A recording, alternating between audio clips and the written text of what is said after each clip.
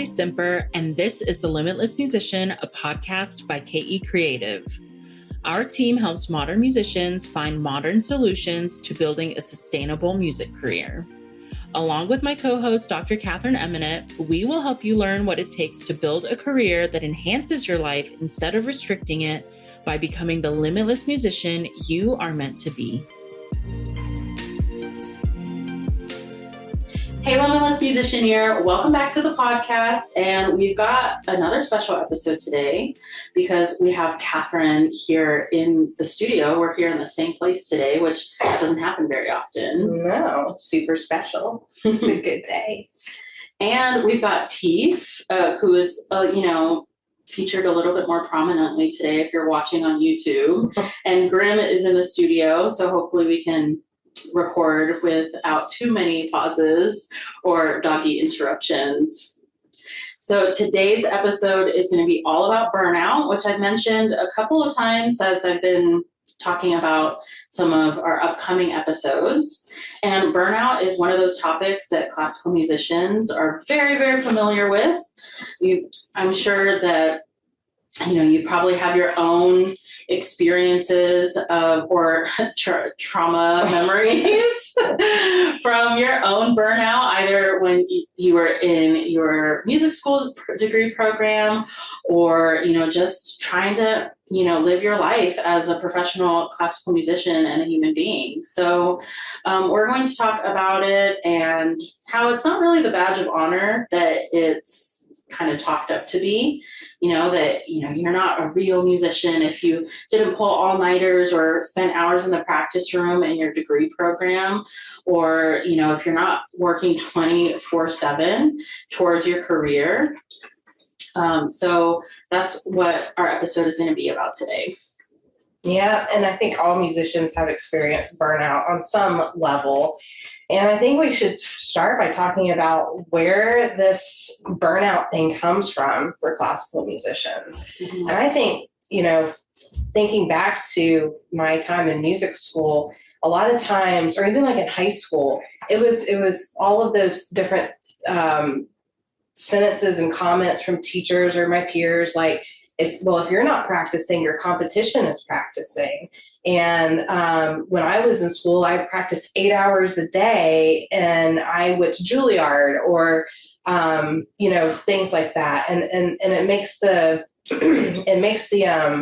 impression for a lot of musicians that you are not going to be successful unless you are always working or you're saying yes to everything all the time.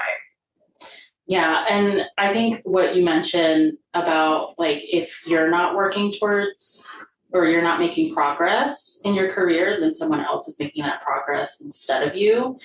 And I think that's a big driving force in a lot of the decisions that you make as an individual, because there's that scarcity mentality of there's only so much success and so many jobs to go around for classical musicians that if you're not the one practicing or making the connections or doing all the things, then someone else is going to do it and take that opportunity from you. Mm-hmm. That's right. And so when you get asked to do certain things, you always feel like you have to say yes because you don't know when those opportunities are going to come around again. And if you say no one time, then you might not get asked to do that same thing again, which, is sometimes true. But when you're talking about your mental health and your burnout and your well-being, it's really important to be able to draw that line and realize, no, I don't have to say yes to everything because it's actually going to make it worse off for myself. Yeah. Yeah. And it's so difficult to think in the way of you're allowed to say no to things, right? As opposed to, okay, I have to say yes to everything. And there is, in moderation, you can say yes to a lot of things, especially when you're starting out in your career and you're not 100% sure where your passion is or where your skills lie.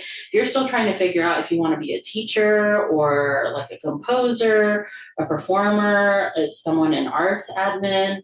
It could be helpful to say yes to a variety of things, but there's still that human limitation of there are only so many hours in the day, and you can, you have to sleep, you have to eat, you have to take care of yourself, because if there's not a you, then there's not a you who can, go and do all the things that you said yes to. Yeah, absolutely. And I think it's honestly like now I'm grateful for saying yes to so many things that I did say yes to, because I was in college and my early years right out of my doctorate, I did so many things.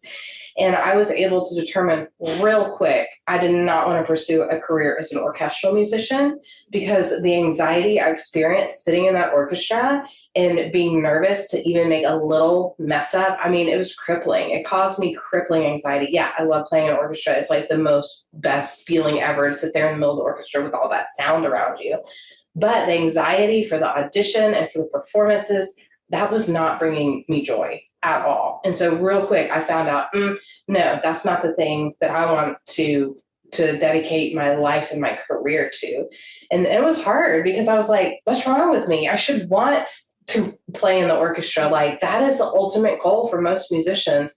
Why am I feeling this way? And then it wasn't until I really started actually listening to myself instead of listening to what had been told to me for so many years, that it really released a lot of that pressure to feel like I had to fit into a certain mold. Yeah, and that realization doesn't often come very early or in an easy way either. It's usually after you've already dug yourself into a hole of, I have way too much on my plate. A lot of the things that I'm involved in, I said yes because I felt obligated to, rather than because it's something I'm very passionate about, like you said, with your experience as an orchestral musician. And so by that point, you're like, well, I'm already in the hole, and I'm already stressed and just feeling completely burned out. And it's hard to see that there's a way out, and difficult to see how you got yourself there in the first place when you're in the moment. Like, it's easy to look back and say, oh yeah, if I had said no to this, or if I had done this differently or structured my time differently, then maybe that could have played out a different way. But you don't have a crystal ball, so it's not like you can predict that until it's already happened.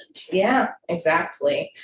And so I think for a lot of musicians, as far as like where the burnout starts, I think that we grow up in that culture from the very beginning as a musician, when we're in school and when we're practicing.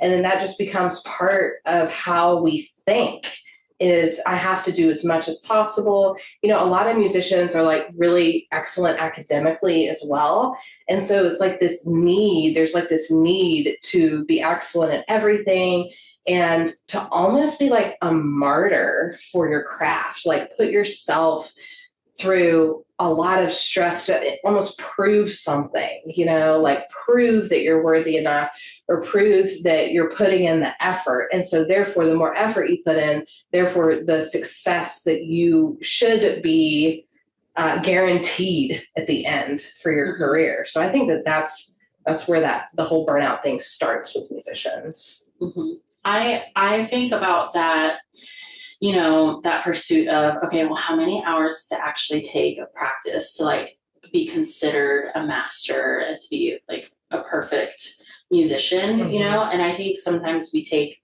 that mentality and apply it to the career as well, of like, okay, how many hours of stress, how many late nights, or, how many times that I put my career first ahead of my, my personal wellness, or just like my life outside of being a musician. How many times can I do that? And then that will equal that I have a successful career to show for all of the sacrifices that I've made. Mm-hmm. Exactly. And so then we get into this, I think it's like this state of being, because our identity is tied so much to being a musician. And so therefore we shape our whole life where that thing is coming first, always. And that we're making the sacrifices for that career or for those opportunities. And then we end up in this state of burnout where we're so crippled from being overly stressed out and overworked that we don't want to do it anymore. And it's really, really unfortunate when that happens. Yeah, I can think of so many moments, even just in music school, where I was like, I don't even know if I want to do this anymore. Because, usually as a musician, you have that, like, some level of passion for the experience. There are so many positive things that come from being a musician, and the way that you feel when you're performing or you're teaching or whatever it is, like, that you feel really passionate about in music. And then when you choose to pursue it as a career, there is that fine line between, does it still feel like I'm passionate about it, or does this feel like, as like a person clocking into your average office 9-to-5 job, where it loses that spark, you lose that creativity, that drive and desire to be in that, because all of that, the wonderment of being a musician just kind of disappears. Yeah. And that's what burnout is. And for some folks, it's when that happens, it's actually a blessing that they pivot to do something that is more fulfilling. Because when you try really hard to make something work that you're not passionate about, it's never going to work. You'll never feel fulfilled. You'll just feel like it's everything you do is in vain. And so when that happens, sometimes pivoting is the right thing to do, but other times it's like learning how to reframe what you do and find those little happy bits along the way that keep you going. Mm-hmm. What's an experience that you've had, or like a memory that you have associated with like that feeling of burnout? Yeah, somewhere along the line that you don't mind sharing. Yeah, and then I'll share one too. Okay. Yeah, so I have burnout that goes in waves, and we've worked together long enough that when I'm burnt out, and I know when you're burnt out. Yeah. And so it's like impossible to not ever have burnout, and I think that that's something important to realize. You can do everything in your power to prevent burnout, but it's still going to happen. And I feel like that it just comes in waves. So one of the most burnt out times of my life, I think, was when I had moved back to the Atlanta area and from Seattle, from where I did my doctorate, and I was getting things up and running, and I was teaching a pretty full studio of like 20 students a week. I was still working solo on my own in KE Creative and managing all of the social media and running the courses and figuring out ways to grow it and stuff all on my own. And I was an adjunct professor where I taught 3 sections of 28 students in each section every single week. And I was doing sectionals at schools. So I was wearing all of the hats that a person can wear, it felt like, in this music community. Plus, my niece had just come to live with us, and so I was learning how to be a parent as well. And so I was doing so many things and trying to do all the things as well as I could, but it was just too much. There was just a time where I just felt like I don't want to do anything, and like I don't want to teach today, or I'm not excited for today. And that was one of my, oh dear, T just hit the microphone. Sorry, listeners. So there was a point where I was like, I can't continue doing this. I can't continue waking up at 6 a.m. to go teach 3 sections of college, and then eating lunch in my car on the way to a school to teach a sectional until 3:30. And then running home to teach lessons until 7, and then having to grade papers and check in on my family and figure all that out. And so I was doing that. I did that, I think, for 2 years or so. And then it finally came to a point where I had to let go of something. And the thing that I actually let go of was my adjunct teaching position. And so I went from having the structured job that we all are really wanting, or many people want, to just doing all of my own work and walking away from that thing that I had been wanting to do for so many years, and I worked towards for so many years. But I was so burnt out that I couldn't continue doing everything all the time. Yeah. And I mean, you just outlining that schedule and just all, not only like in your career, all the different things that you were doing, but also in your personal life, like having to pivot and switch into different modes in your personal life so many times, just like in one day, let alone in a week, and then, for a long period of time. Like that definitely would lead to like fatigue, to exhaustion, all the things that, those stress symptoms that are associated with burnout. My story, so though this is one of my earlier experiences of burnout. I was a senior in college, like for my bachelor's degree. And the reason I want to share this one is because this is the one that comes into my mind whenever I do feel like I'm in a period of burnout or feeling like I'm starting to feel the stress get to me. So it was my second semester as a senior, so my last semester of my bachelor's degree. And my class workload, I had like 12 credit hours. So it was just like the minimum to be full-time, but like the majority of them were ensembles. So you have like several hours of rehearsals on multiple days a week.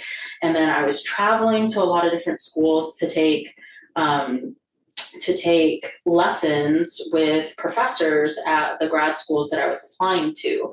So I was traveling, I was in all of these ensembles, and there was a day that I was in a woodwind quintet rehearsal, and I remember this day very vividly. We were sitting in a room, and we're playing through the second movement of the Taffanel quintet, and there's like a horn solo in a part of the movement, and I just burst into tears. And we're like rehearsing through, and I'm like playing through my tears, and then we finished playing it, and everyone's just looking at me, and I was just like, I need to cry. And then I stepped out. There was like a bench outside of the rehearsal room. So me and the oboe player just sat there, and I just realized, wow, like I had just been internalizing all of the stress from having to travel, having to be on top of my schoolwork, and to have all of that rep prepared. And later on that semester, I graduated, and that same day that I, graduated and got my diploma, I went to the hospital because I had stress ulcers, and all of that had just like compounded. And so whenever I feel like I'm stressed, like I'm noticing I'm not getting as much sleep or as consistent in just like my personal routine, that is the memory that shows up like very bright and vividly. Yeah, it's like, warning. Yeah, like you don't want to end up bursting into tears in the middle of a rehearsal, or you want to end up on an important day, a special day, having to deal with health problems. Yeah, absolutely. Because it does compound and it does affect you. Stress is a real thing that can really, really harm us just as humans. And, I think back to like in school, I always thought how stressful school was and how burnt out I felt. And then I thought that, maybe like once I graduated, that all that stress would be gone because I wasn't having to take classes and, have all these rehearsals and stuff. And so I think that for a lot of people, we see that graduation time is like, everything is lifted. But actually, sorry, spoiler alert, it actually becomes, at least for me, it became easier. But I'm also like a person who just likes to do my own thing. And, my favorite thing is staying at home with my family and my dog. And so I like that. So the fact that I got to do that was a big relief. But the thing that was not different was there wasn't suddenly like stress that just dissipated. Like now I was stressed about other things other than if I was going to fail the theory test or not. Yeah. Yeah. And I think that, I know at least for myself, after I graduated, you kind of assume that there's going to be some kind of structure, in college, whether you go for 1 degree or 2 degrees or however long your program is, you have the structure already there. You know what classes you have to sign up for. You have someone who helps you decide what classes you're going to take in which semester so that you can be on track to graduate. And then there's a syllabus that clearly outlines all of the expectations for every class. And then you do it or you don't. And you know what the consequences are either way. But when you graduate and you're out in the real world as a career musician, a lot of musicians' careers are very different from person to person. And maybe there are similar elements like, many musicians teach or they perform or they're involved in higher education, but nobody has identically the exact same career. Mm-hmm. So how can you make a structure for something that is unpredictable and has so many different, versions and ways that can be approached? So I think that's something that we see a lot in our clients for Playbook, that, that there's that need for a structure. And it's difficult because you can't just look at, one person's career and say, okay, yeah, that works for everybody. So I'm just gonna model my schedule, my routine after this, and then I'll be fine. And I can manage all the stress. I can manage everything so that I never get to the point of feeling like I can't handle it anymore. And that's just not the case. No, it's not at all. And I think that humans love structure. Humans thrive on having a plan. And even my niece, we send memes back and forth all the time. And, she sends me stuff about how she misses like elements of high school or like, for figuring out her career. Just tell me what to do and when to do it and where to go and all that. And so we crave that. And being a freelance musician or a private teacher, you don't necessarily have that unless you create it. Mm-hmm. And totally. Our clients through Playbook, that's the first thing that we do with them is they work with you to figure out how they're going to organize all their stuff. Oh, I got a teeth tail. So that's one of the first things that we do with our folks is we help them create that structure so that they can be successful. And we even, do give them homework assignments and accountability. And, at first, I know I was thinking like, these are grown people. They don't want homework, but actually they love it. They Yes. love having that accountability. Absolutely. And I felt the same way. I was like, I think we've all graduated at this point and are done with the whole homework thing. And homework is, I think homework has a different name. I think we try to find ways to keep ourselves accountable with our goals and, making sure that there's some kind of structure. And even though homework is something that is used in school to help keep you accountable, for our clients, homework works just as well because we understand what homework is. It's like there's deadlines and, overall the hope is that like the assignments that you're completing are helping you grow and learn and retain new information. So I think the fact that homework works is, even though you don't want it to work. Yeah. You're like, I hated homework for so many years. Why is it working? Why do I want it? Yeah. And homework can be like, trying to reach out to other professionals in your community, like maybe sending emails to a band director to see how you can help support their program or to an orchestra teacher to offer your services. It can look like, organizing your back end stuff, your administrative stuff, like how you approach sending emails, how do you approach collecting money if you're running your own business, and, how to organize your gig schedule if you're a freelancer. Yeah, totally. And I think that that's one of the solutions for managing your burnout is having that structure. Mm-hmm.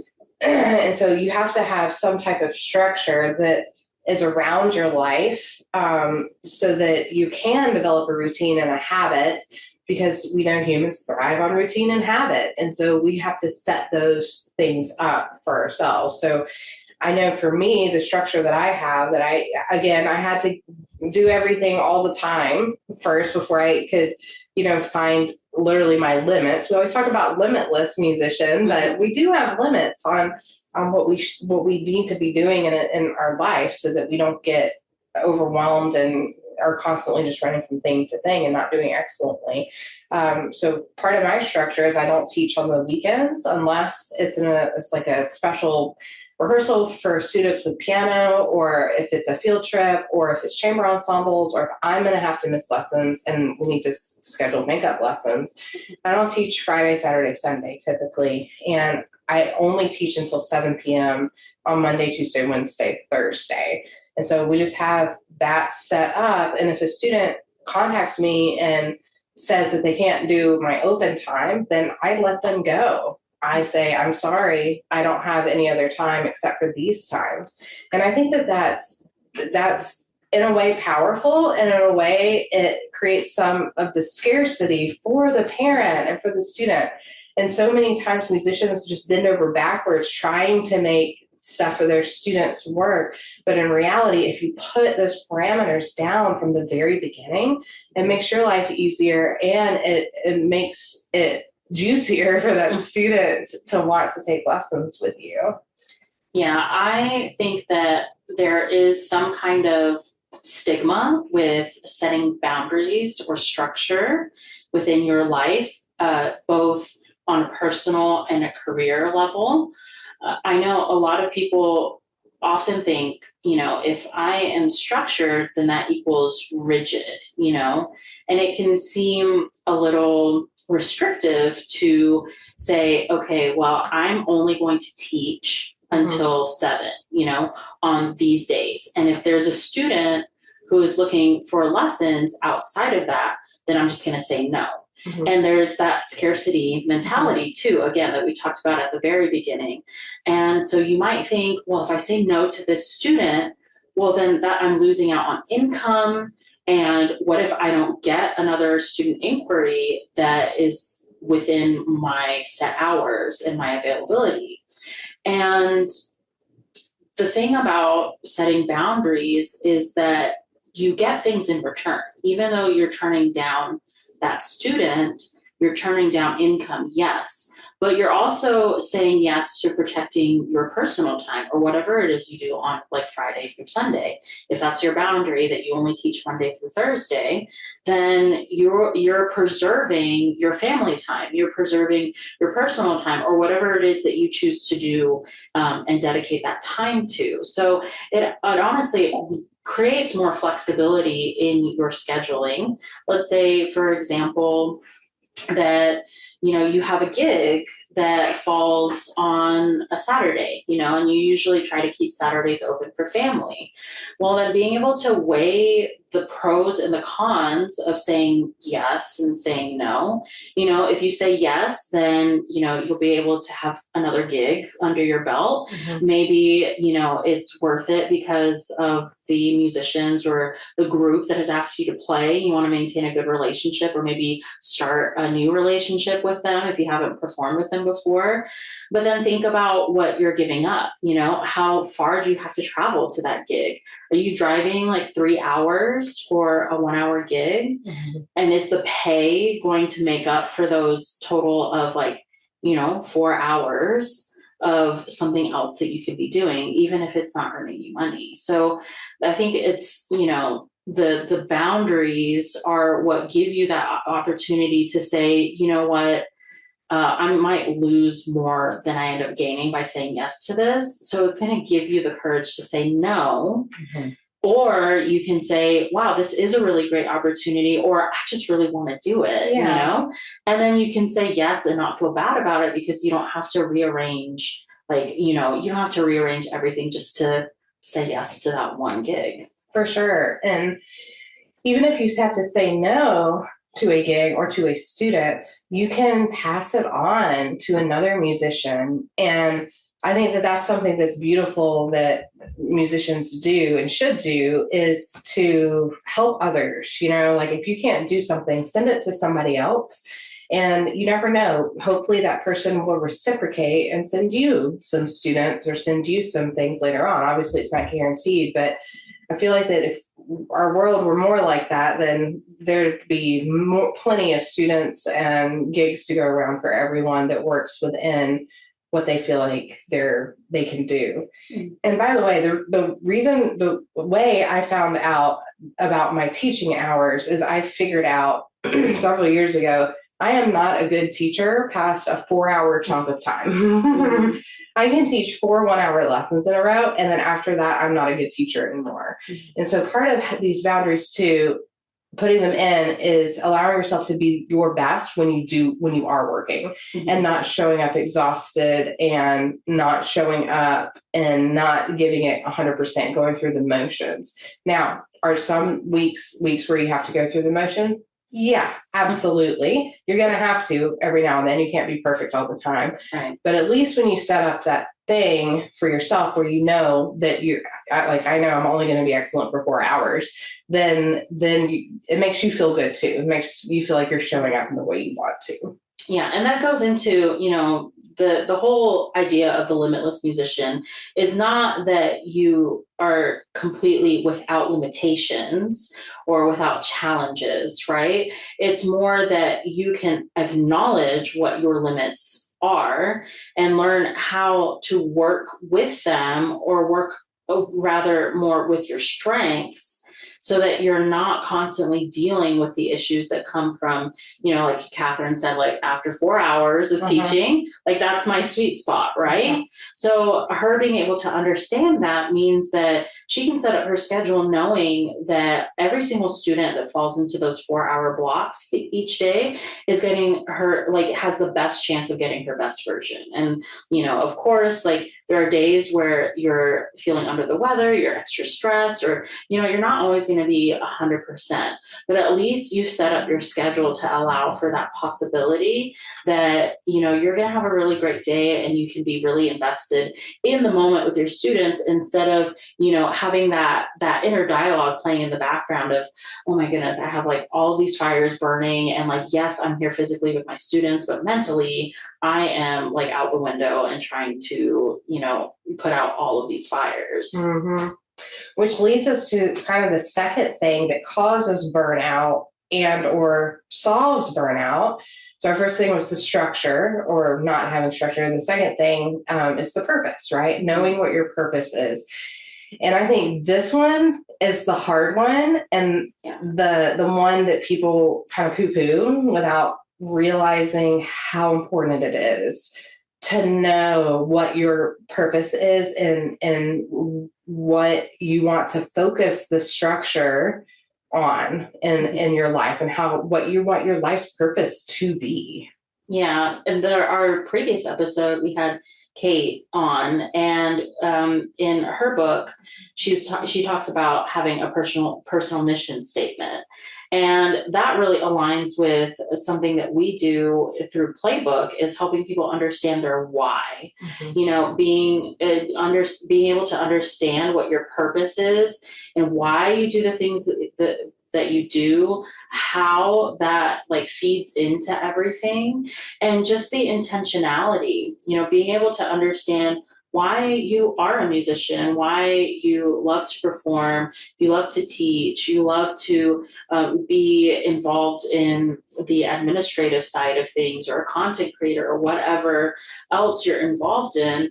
It really gives you a lot of clarity on, okay, well, if this is the purpose and I can keep this in mind, then I can intentionally create that structure, that routine, and have purpose in saying yes or no to things, as opposed to like, I'm saying no because I literally can't handle anymore. It's okay, I've said yes to enough things that are giving me forward momentum to my purpose, my overall, mission, or why I'm doing the things I'm doing. Yeah. And it can take a while to know what those things are. I mean, like I mentioned earlier, when I chose to stop auditioning for orchestras. That was something that I had to make a choice that was not my purpose in life, was to sit in an orchestra and be stressed out all the time.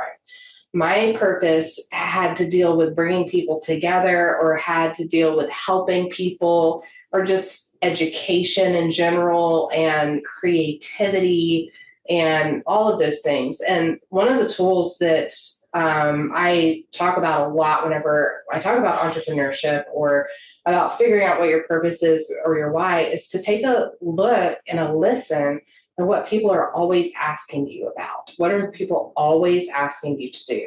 And it might not be what you want it to be, but that's a really big clue into what is really important that you do that makes you stand out. And for years, I fought, trying to just be a private teacher, because I didn't think that was enough. And so I've tried the higher education route, but people were always asking me about private teaching, and always asking me about how to build a website, and always asking about creative teaching things and stuff. And I would help, of course, but it wasn't until I was like, wow, I think that's my calling and that's my purpose, is to help people figure this stuff out, that it didn't really dawn on me. And now these days, like every day, everything I do has a purpose that is circling around music, human empowerment, and education and community. So like every single thing that I do that's on my docket is literally in those things. Yes. And it doesn't have to be, a light bulb moment where all of a sudden you're like, like the clouds are parting and like the sun is like shining directly on you, and all of a sudden you feel like you have some divine purpose. For some people, that's kind of, how it works out, and that's great. I know that's not how it worked for you, and that's definitely not how it worked for me, So if you're waiting for that epiphany, it's, unlikely that it's going to happen quite that way. So being able to be open, like Katherine said, to listening to what other people are telling you or asking you about the things that you're doing, and also being open to spend time with yourself. When we help people figure out their whys or, their individual purpose in being a private teacher or a freelance musician, it's often difficult because it involves that element of introspection, of literally spending time with yourself. And I don't know about you, but, as a musician, you're usually so busy, just like trying to do everything, that you sometimes go on autopilot and you don't really have time to check in with yourself. And maybe you check in with yourself just long enough to be like, all right, I'm alive. Everything is where it should be. And like, okay, I got to go on to the next thing. But actually sitting down and thinking like, what makes you happy? What makes you feel seen, or what helps you feel fulfilled on a basic human level in your interactions with people on a regular basis, and also like what you need from your career in order to feel like it's worth it. And if it's not like that traditional classical musician path of being an orchestral musician or a college professor, then that's okay. You're not broken, or you're not like the misfit.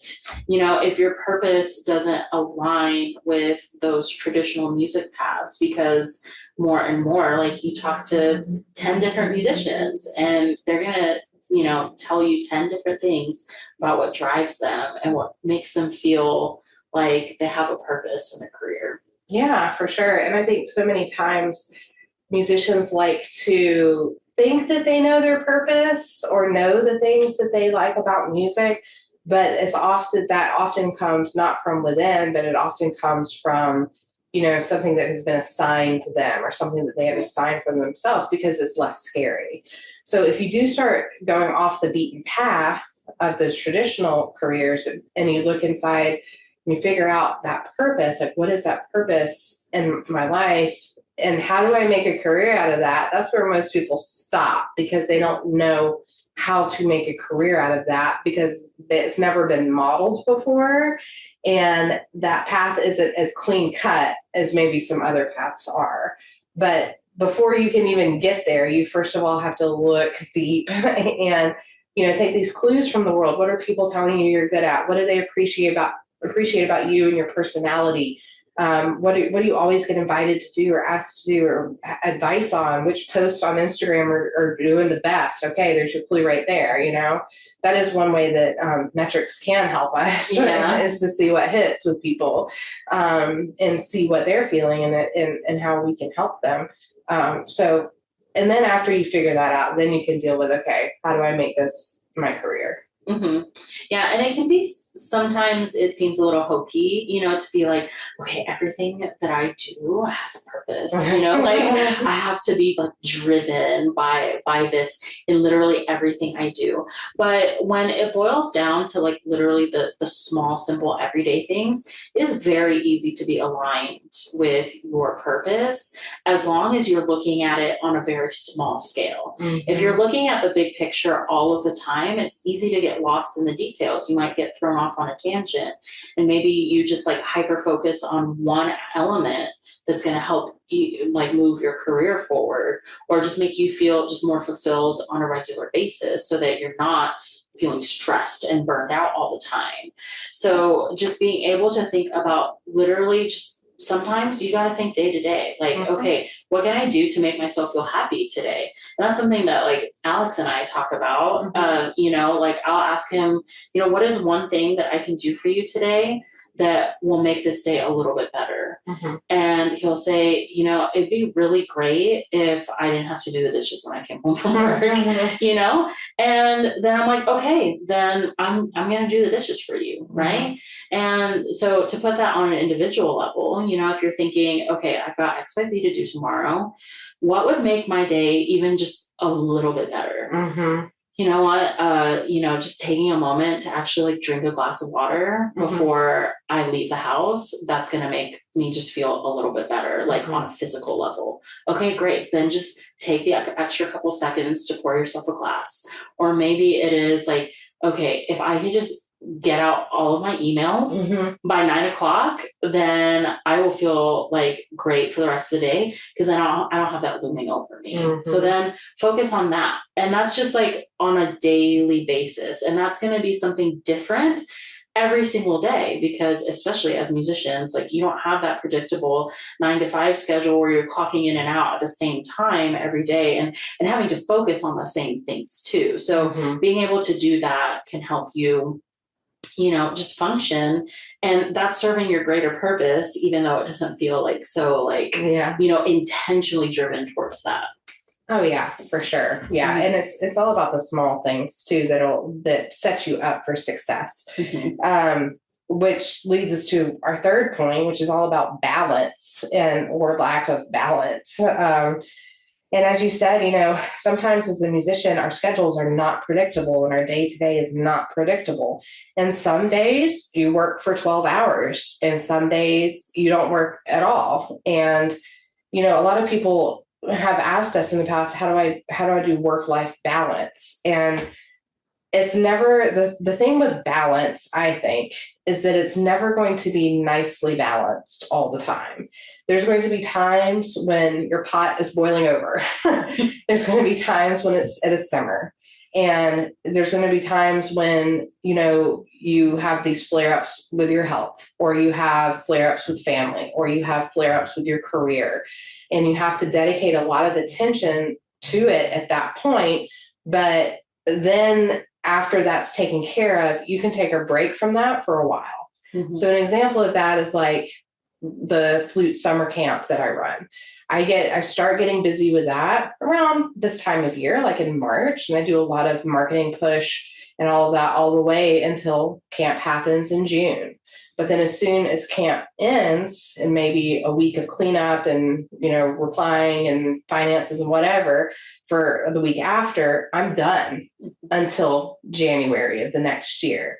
So it's like a lot of focused effort on that one thing, but then that thing goes away for a little bit. Mm-hmm. And so there's the key is to not make every day a 12-hour day. That's the key. So when you're planning your schedule, I always make sure that if I have a real busy week, one week, that weekend has very little on it or stuff that's fun, or the next week is a lot lighter. So that's how you have to think about balance. You're never going to have that perfect schedule where you like work from this hour to this hour and then you're off and you get to go on a walk in the park every single day. I don't think that exists unless you're like real structured with your time. Yeah. And you can do that. But the balance comes from knowing yourself and knowing that you're sometimes going to have to give a lot and that you're going to not get a lot of sleep maybe. And you're going to have to do things like move a couch by yourself into a convention hall, which I had to do last 2 months ago. And, that's just part of the thing that comes with the territory of being a proactive human and getting things done. So, at least for me, I really feel like that achieving balance does not look like your textbook example of balance. Mm-hmm. And, with so many different elements that kind of ebb and flow in a music career, especially, when you have you have a multifaceted career or you're multi-passionate, right? And you're not always wearing the same hat every single day or every hour of the day even. So something for me, because, I've got to wear like my coaching hat and my teaching hat, my performing hat, like so many different things. And there is a balance where I'm doing more versus another thing. But on a day-to-day basis, I try to build up my schedule so that I'm switching gears as little as possible. So that, let's say there's a day where I'm doing a lot of sectional work and I'm like going into schools and working with a lot of kids. Well, I'm going to come home and I'm going to teach my students, but that day I'm not going to worry about recording this podcast or I'm not going to worry so much about like being tied to my email inbox or doing all like figuring out my invoices for my studio and stuff like that. Like I'm just going to focus on, okay, I'm teaching. I'm going to focus on what I'm doing, what I have to do to be prepared for those things. And then what do I need to do to be physically and mentally like up to task?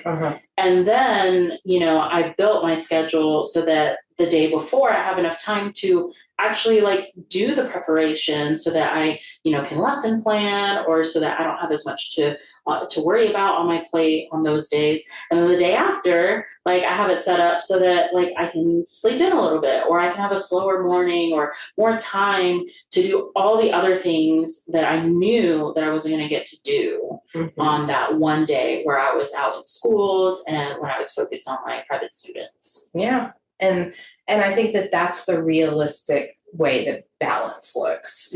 And you just have to be mindful of that when you are scheduling things. And, it's just like doctor's appointments and stuff, like, yeah, you could take a doctor's appointment on a day that you'd have to rearrange like 4 different things, or you could just ask for like a week later and see if it fits nicer into that flow.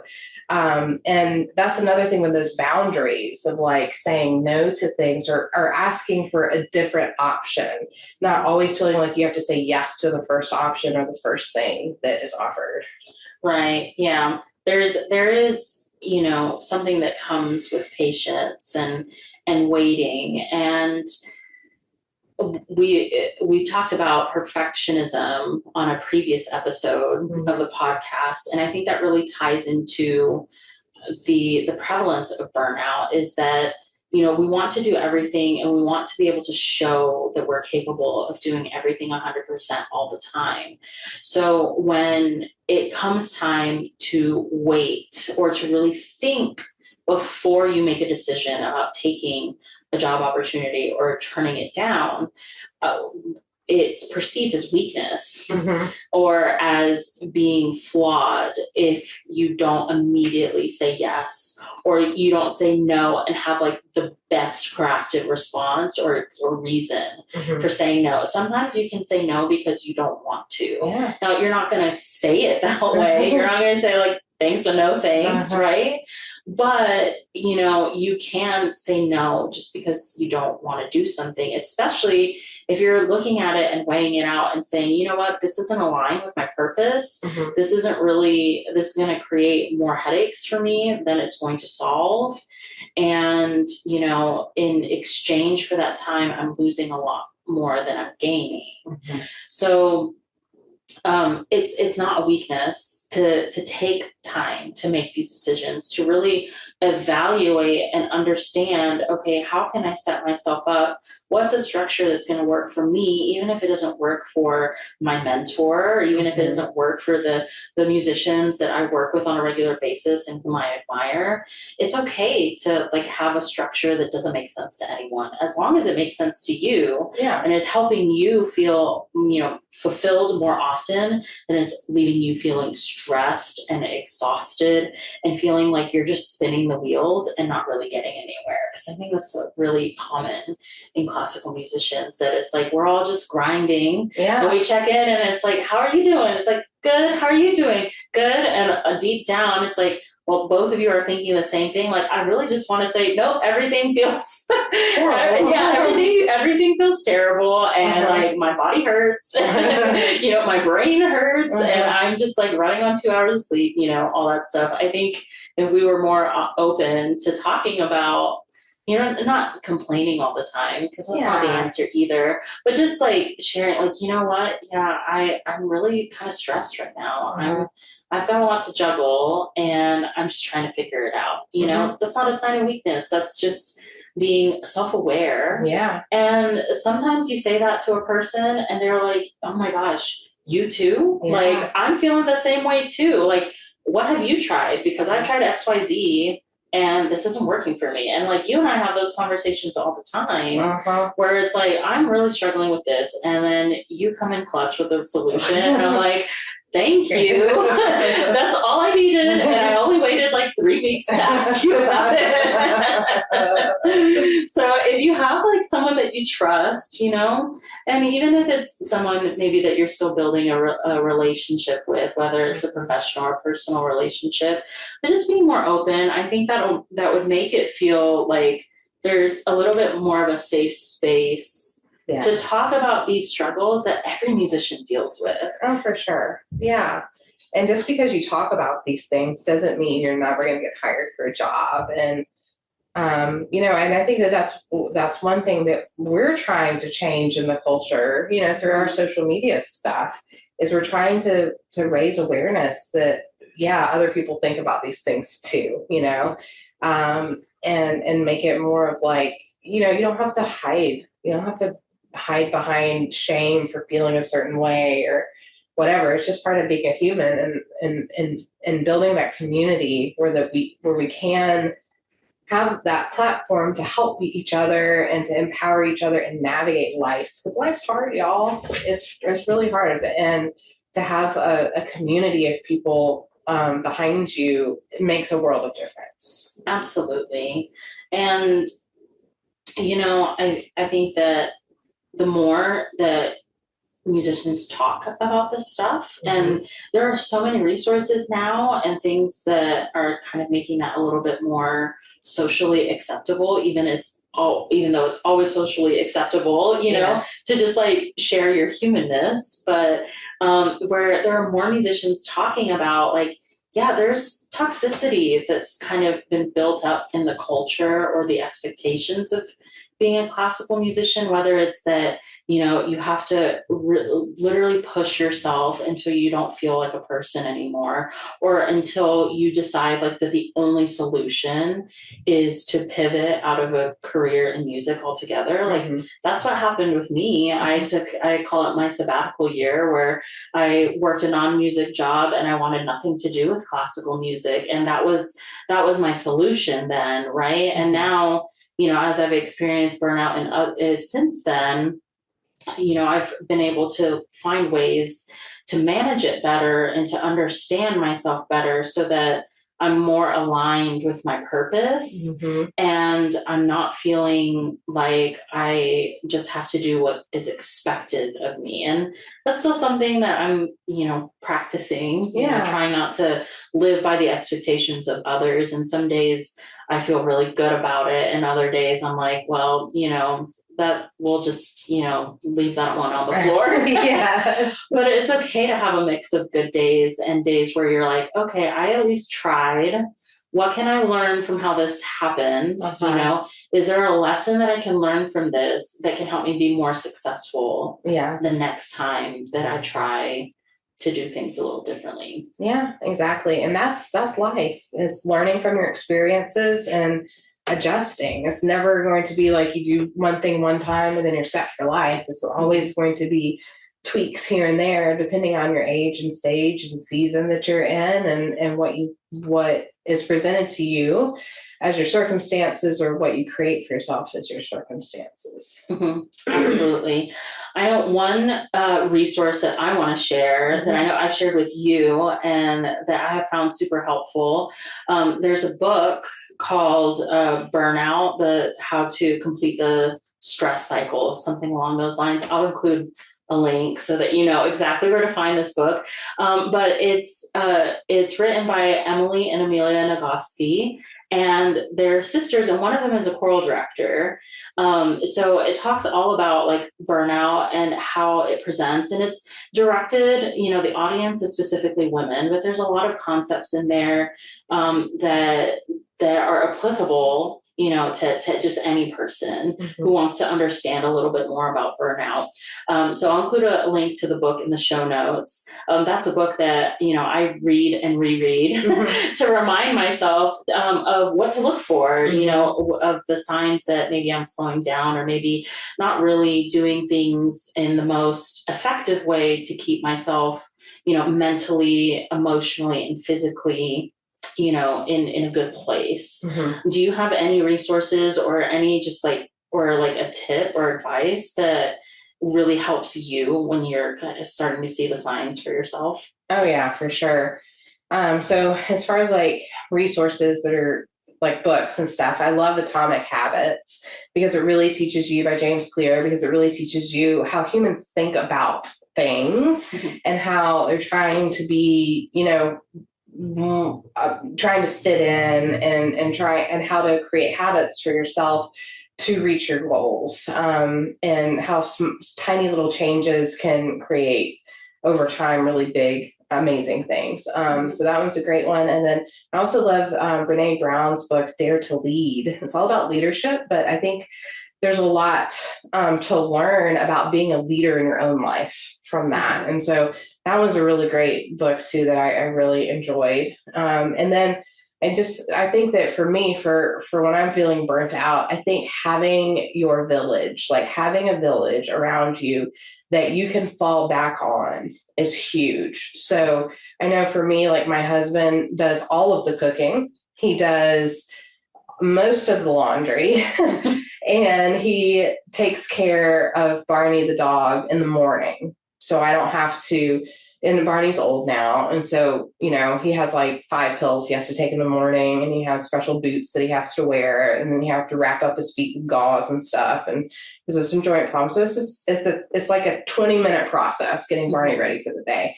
And I can rely on him to do those things consistently so that I am freed up from feeling like I have to do those things all the time. So that's huge.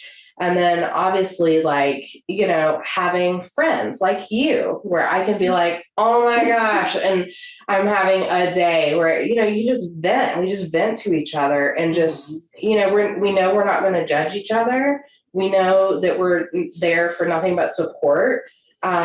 Just being able to have an outlet like that, like having a person that understands you and understands your life and who can be there to catch you, I think is important too.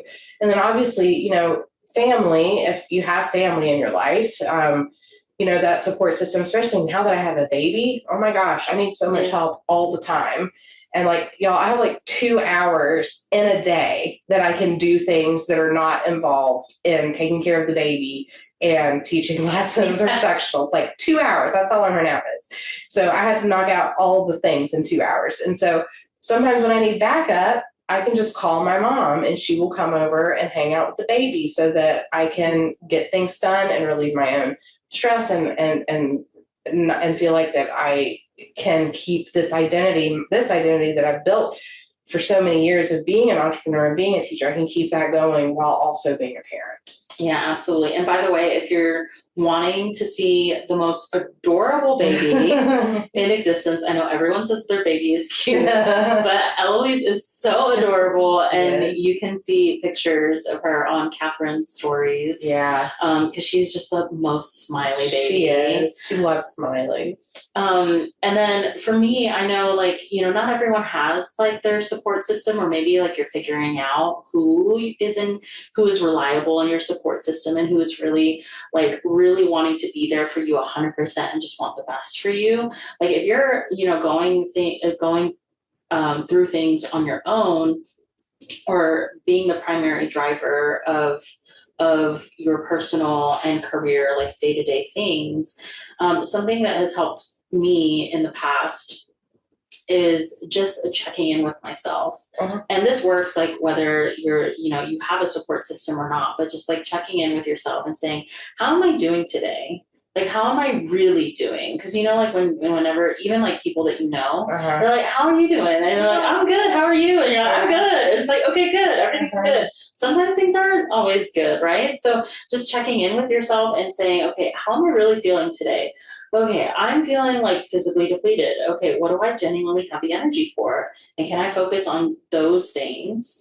Learning to like just understand and be self-aware of how much you can give in a day makes all the difference, because it can help you manage your expectations. Like maybe you're at 20% and you're expecting 100% on a certain day. That is not ever going to happen. And you're going to end up feeling disappointed. You're going to feel like a failure, like you're not enough, right? So being able to check in with yourself and say, realistically, all I can give today is 20%. Okay, I'm going to do 20% today. And then if I can give more than that, great. But if not, that's not something that I'm expecting from myself, right? And so being able to do that on a regular, even if you're doing that multiple times a day, even like, you know, because you're not always in the same level. So checking in with yourself and just being honest with how am I really doing can really help manage your expectations and keep you from building your own, like, you know, sense of failure of like, man, I didn't do like these 20 things, even though, you know, realistically, you're only going to get to 5 of those things. Oh, yeah. You know, it's just like me, like over Christmas break, I plan on, you know, like painting my living room, like cleaning out my garden with all the winter stuff, cleaning my costume closet out and my flute cave. Like you would think after so many years of doing it that I would learn that no, you just need to be a potato over Christmas break and be festive and merry, and that's it. Yeah. And oh my goodness, like I know I'm so guilty of it, of like, I'm going to do a million things. And then I'm like, I got 2 things done. What was I thinking? You know, it's so crazy. And like, especially now, you know, I've been like recovering from an ACL reconstruction surgery. And that happened, like my injury happened in August and then my surgery in September. So like before I was a go-getter. I was always on the move. Like I was just telling you earlier, like, you know, I am like, once I start for the day, I'm going until the end of the day. My last thing is done and then I can rest. And like with my recovery, like physically, I can only give so much for a certain amount of time, and my energy is depleted way sooner than I can anticipate. So having to check in, like checking in with myself is a necessity. Yeah. Because if I don't check in with myself, then next thing I know, I've done one too many things. And all of a sudden, I'm physically compromised from doing all the other things that I'm responsible for throughout the day. And that wears on me mentally too, of like, I know that I can't give what I used to give. And so I have to reset my expectations in that regard. And it's still a work in progress. Some days I'm better about it than others, but, that's just what life is. Like sometimes it's easier to deal with your stress and sometimes it's not. And it doesn't mean that you're broken or that you've ruined things or that you're incapable of learning how to flow with that chapter in your life, whatever struggle or whatever thing is really the most important thing, even if it hasn't always been that way. Yeah, totally.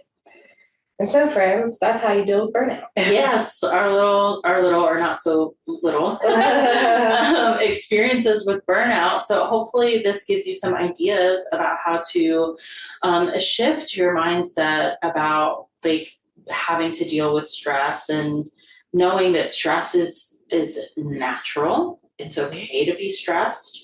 And it's okay to try different things to manage your stress, even if they weren't necessary like in earlier stages of your life.